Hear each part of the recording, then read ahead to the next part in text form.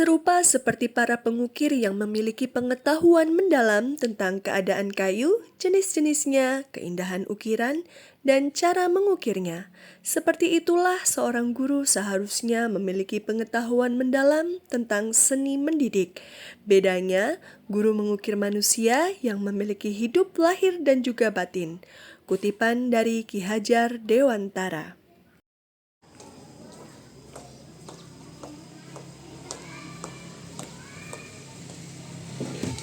Assalamualaikum warahmatullahi wabarakatuh.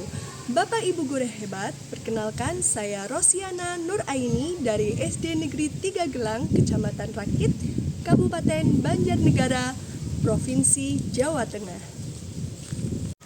Bapak Ibu guru hebat, setiap anak adalah individu yang unik. Mereka berbeda-beda latar belakang, kebutuhan belajar, bakat, dan juga minatnya.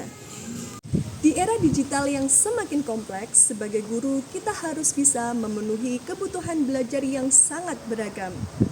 Adanya kurikulum merdeka yang dijadikan sebuah langkah maju dalam dunia pendidikan di Indonesia, membebaskan guru dalam merancang pembelajaran yang inovatif dan menarik.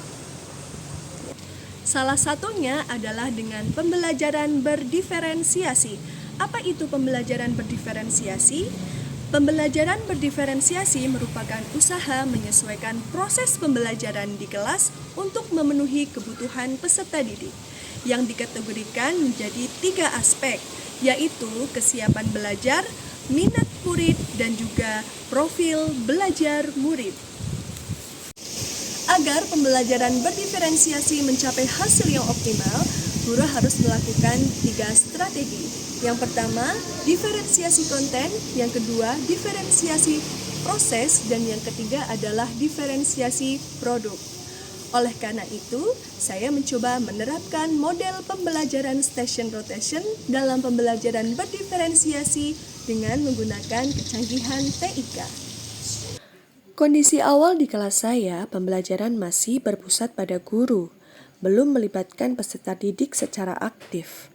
Motivasi belajarnya pun masih tergolong rendah, ditandai dengan hasil belajar yang juga rendah. Ada juga kondisi anak yang belum lancar membaca. Hal ini menjadi tantangan bagi saya. Materi yang abstrak, tidak adanya alat peraga, kemudian LCD proyektor, istilah-istilah baru yang belum familiar membuat peserta didik mengalami kesulitan dalam memahami materi. Sebelum merancang pembelajaran, saya melakukan asesmen diagnostik non-kognitif melalui angket. Hasilnya, 2 anak dengan gaya belajar auditory, 2 anak dengan gaya belajar visual, dan 2 anak dengan gaya belajar kinestetik. Setelah itu, saya berkolaborasi dengan teman sejawat yang dulu pernah menjadi wali kelas agar lebih mengenal dan memahami karakteristik setiap peserta didik.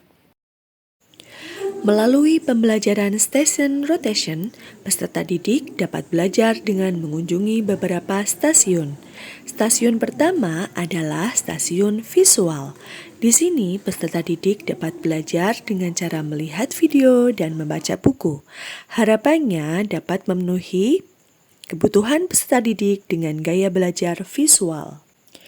Pada stasiun kedua, yaitu stasiun audio, peserta didik dapat mendengarkan lagu tentang materi yang sedang dipelajari. Kegiatan ini diharapkan memenuhi kebutuhan peserta didik dengan gaya belajar audio.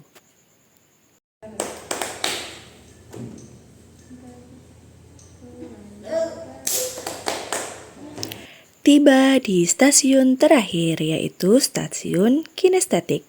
Pada stasiun ini diharapkan dapat memenuhi kebutuhan peserta didik dengan gaya belajar kinestetik. Dengan menggunakan word wall, peserta didik dapat memasangkan nama-nama tulang sesuai dengan letaknya. Gimana? Menyenangkan bukan? Bapak Ibu guru hebat, pada pembelajaran diferensiasi, ketiga stasiun tersebut merupakan pembelajaran diferensiasi konten, di mana memberikan materi kepada peserta didik melalui kesiapan, minat, dan profil belajarnya. Selanjutnya, setelah melalui 3 stasiun, peserta didik sampai pada tujuan yaitu membuat replika tangan, di mana peserta didik dengan masa operasional konkret akan lebih jelas melihat secara langsung benda yang berbentuk abstrak. Bapak Ibu guru hebat, pada pembelajaran diferensiasi, proses ini bisa dijadikan sebagai pembelajaran diferensiasi proses dan produk, di mana peserta didik dapat saling berkolaborasi dan memperhatikan perintah atau langkah-langkah yang diberikan oleh guru. Kemudian, peserta didik dapat menghasilkan sebuah produk yaitu replika tangan.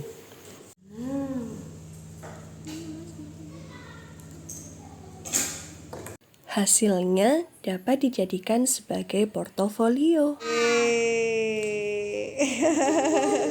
Ya, tepuk tangan. Hasilnya, anak-anak terlihat senang dengan produk yang telah dibuat, memudahkan memahami materi, sehingga menjadikan pembelajaran yang lebih bermakna. Tangannya diangkat, digerakkan coba. Iya, jadi semua. Jadi itu adalah replika tangan kalian. Jadi tanpa adanya otot, ya, yang ini misalnya, tanpa adanya otot itu tidak bisa bergerak. Tuh, kalau diam aja tidak bisa bergerak. Kegiatan pembelajaran tidak lepas dengan asesmen untuk mengukur pemahaman peserta didik. Sebagai asesmen formatif, saya menyediakan LKPD agar peserta didik dapat mencatat informasi-informasi penting tentang fungsi dan bagian-bagian rangka. Kemudian, saya meminta salah satu peserta didik untuk maju mempresentasikan hasil pengerjaan LKPD. Kemudian pada asesmen sumatif, guru akan mengukur sejauh mana peserta didik mencapai tujuan pembelajaran. Dengan menggunakan kuisis mode kertas, peserta didik menjawab soal pada layar dengan cara mengangkat barcode sesuai dengan pilihan jawabannya. Dengan kuisis, asesmen menjadi lebih menyenangkan dan efektif. Di akhir pembelajaran, peserta didik diminta untuk menuliskan 3 hal yang diketahui, 2 hal yang belum diketahui, dan 1 hal yang ingin diketahui. Setelah itu, peserta didik diminta untuk mengekspresikan perasaannya pada pembelajaran hari ini. 2, 3. Oh, Habibillah. Oke loh, kembali. Alhamdulillah, hasil belajar dari peserta didik menjadi lebih baik. Umpan balik dari peserta didik dan kepala sekolah juga membuat saya semakin semangat untuk merancang pembelajaran yang lebih bermakna dan juga inovatif. Terima kasih guru, hasil pelajaran hari ini sangat menyenangkan. Ada stasiun-stasiun yang kami lewati dan juga ada prakteknya membuat replika tangan. Aku paling suka saat bermain word wall dan kuisis. Sekarang aku sudah paham dengan organ gerak manusia. Terkait tentang pembelajaran yang inovatif, itu sangat menarik dan sangat bagus ya dikembangkan ya, karena itu nantinya bisa meningkatkan kualitas belajar anak-anak ya, kualitas belajar anak-anak juga jadi lebih giat, lebih terkesan ya dengan cara pembelajarannya, dan juga bisa meningkatkan motivasi anak-anak untuk lebih belajar dengan giat. Dan berkaitan dengan rekan-rekan guru ya, pembelajaran yang inovatif itu juga bisa ditularkan supaya rekan-rekan guru di sini itu bisa meningkatkan kualitas pembelajaran di kelasnya masing-masing. Bapak Ibu guru hebat, apapun perubahan kecil itu, jika setiap guru melakukannya secara serentak, kapal besar bernama Indonesia pasti akan bergerak. Kutipan Menteri Pendidikan Indonesia, Nadiem Makarim. Oleh karena itu, mari kita rancang pembelajaran yang bermakna dan juga menyenangkan. Wassalamualaikum warahmatullahi wabarakatuh.